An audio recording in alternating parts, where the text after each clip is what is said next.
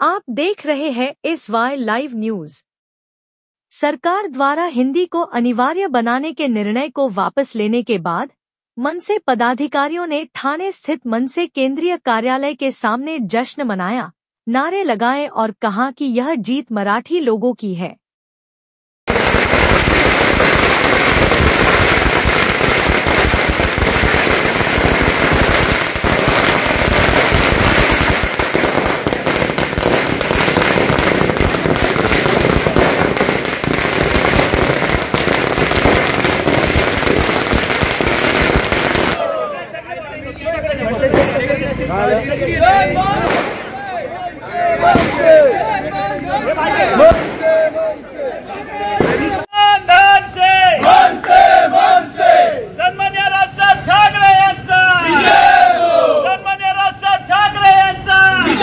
त्यांनी उशिरा का होईना पण ते सद्बुद्धी आली त्यांना। आमचं म्हणणं आहे की ह्या लहान मुलांना एवढ्या लहान वयात त्यांच्यावर हे ओझं कशाला लागतंय।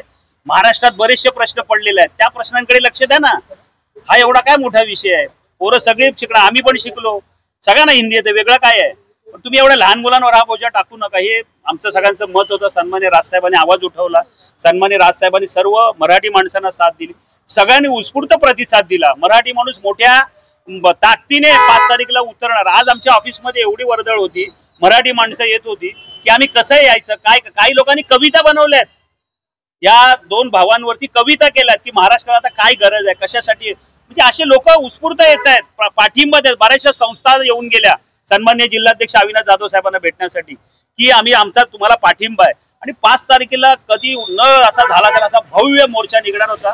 पण असो, आजचा हा विजय मराठी अस्मितेचा विजय आहे, मराठी माणसाचा विजय आहे।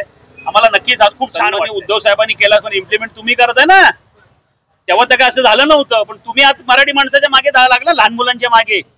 बाकीच्या राज्यात का नाही हिंदीला सक्ती तुम्ही करताय, फक्त महाराष्ट्रातच का करताय? बाकीच्या राज्यात काय नाही करताय? हे केलं तर तुम्हीच केलंय ना, त्यामुळे कोणी काय केलं नाही, इम्प्लिमेंट तुम्ही केलंय, तर आम्ही तुम्हालाच बोलणार। पण आज त्यांनी तो निर्णय मागे घेतला, आम्ही त्यांचे मनपूर्वक आभार मानतो की त्यांनी हा निर्णय मागे घेतलाय। आज मराठी माणसाचा नक्कीच विजय झालाय, मराठी माणूस सुखाने झोपेल, कारण महाराष्ट्रात मराठी माणसाचीच गळचेपी होत होती, ती कुठेतरी थांबेल असं वाटतं। एक साईडला तुम्ही मराठी भाषेला अभिजात दर्जा देता आणि दुसऱ्या साईडला असं करता। येणार दोघे भाऊ, आता दोघे भाऊ एकत्र बसल्याने विचार करतील, दोघे भाऊ जे निर्णय घेतील, आमचे साहेब जो निर्णय घेतील तो आम्हाला मान्य असेल। आणि आज महाराष्ट्रातल्या जनतांना त्या भारताच्या बाहेरच्या लोकांची इच्छा आहे की 2 भावांनी एकत्र यावं, आणि त्याला लोकांची इच्छा आहे की मला वाटतं पूर्ण होईल। आमची महाराष्ट्र सैनिकांची पण इच्छा आहे की 2 भावांनी एकत्र यावं। त्या आदेशाचं आम्ही पालन करणार। आता आम्हाला आम्ही बघितला GR, म्हणून आम्ही हा जल्लोष आज करतोय। सकाळी साहेबांकडून जे आम्हाला आदेश येतील त्याच्या आदेशाचं तंतोतंत पालन आम्ही करू। काय वाटतं?